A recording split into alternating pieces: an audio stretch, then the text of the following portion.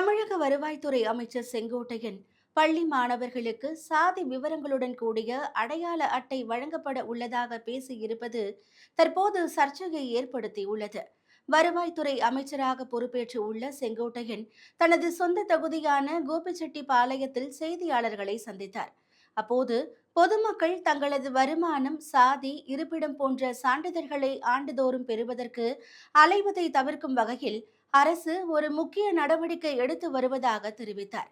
பட்டா, இறப்பு சான்றிதழ், சாதி சான்றிதழ், முதியோர் உதவித்தொகை மற்றும் கைம்பெண் உதவித்தொகை போன்ற அனைத்து விவரங்களும் பொதுமக்கள் எளிதாக தெரிந்து கொள்ளும் வகையில் இணையத்தில் பதிவேற்றப்படும்.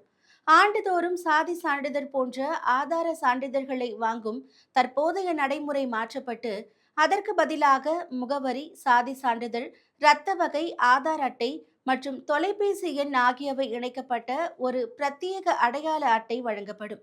இந்த ஒருங்கிணைந்த புதிய அடையாள அட்டையை முதற்கட்டமாக 10 மற்றும் 12ஆம் வகுப்பு பயிலும் அரசு பள்ளி மாணவர்களுக்கு வழங்க அரசு தீவிர நடவடிக்கை எடுத்து வருவதாக அமைச்சர் தெரிவித்தார்.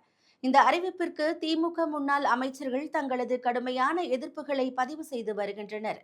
அரசு பள்ளி மாணவர்களுக்கு சாதி அடையாளத்துடன் கூடிய அடையாள அட்டை எதற்கு?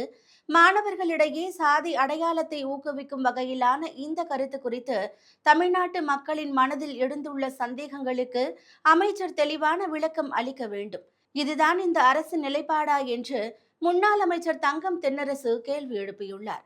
மாணவர்களின் ரத்தம் மற்றும் ஆதார் எண்களை அறிய வேண்டிய அடையாள அட்டையில் தேவையின்றி சாதி குறித்த தகவல்களை சேர்ப்பது முற்றிலும் தேவையற்றது.